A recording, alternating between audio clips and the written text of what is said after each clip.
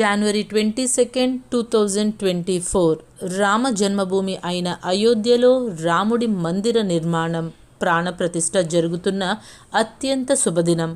మరి ఇంతకుముందు ఆ స్థలంలో ఏం జరిగిందో my dear lovely buds and blossoms మీకు తెలియాలిగా. దాదాపు 500 సంవత్సరాల క్రితం అంటే 16th సెంచరీలో ఉత్తరప్రదేశ్లోని అయోధ్యలో రాముడు జన్మించిన స్థలంలో రామమందిరం ఉండేది. 1528లో మొఘల్ చక్రవర్తి అయిన బాబర్ రామమందిరాన్ని కూల్చివేసి అక్కడ బాబ్రీ మసీదును కట్టాడు. దానితో పెద్ద ఎత్తున అల్లర్లు, హింస మొదలయ్యాయి.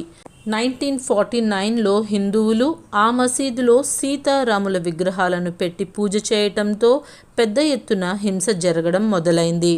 అప్పటి ప్రైమ్ మినిస్టర్ అయిన నెహ్రూ మసీదులో నుంచి విగ్రహాలను తొలగించాలని చూడగా పెద్ద ఎత్తున అల్లర్లు, ధ్వంసాలు జరగడంతో తమ నిర్ణయాన్ని ఆపేశారు. ఆ మసీదుని మూసేశారు. 40 సంవత్సరాల తరువాత అంటే 1989లో రాజీవ్ గాంధీ ప్రైమ్ మినిస్టర్గా ఉన్న టైంలో ఓటు రాజకీయాల కోసం ఆ మసీద్ తెరవాలని చూశారు. కానీ విహెచ్ఎస్ కర సైనికులు పెద్ద ఎత్తున సమ్మెలు చేశారు. రాజీవ్ గాంధీ మరణం తరువాత పివి నరసింహారావు 1992లో ప్రైమ్ మినిస్టర్ అయ్యారు. అప్పుడే ఉద్రిక్త పరిస్థితులు నెలకొన్నాయి.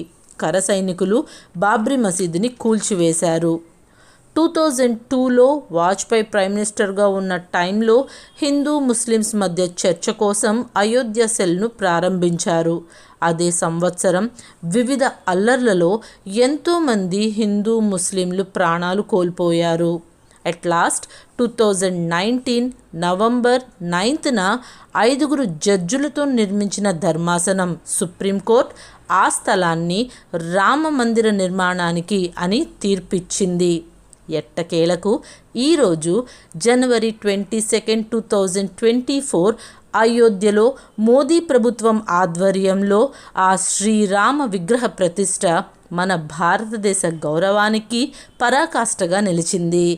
రామనామంతో మన జన్మ ధన్యం కావాలని కోరుకుంటూ జై శ్రీరామ్.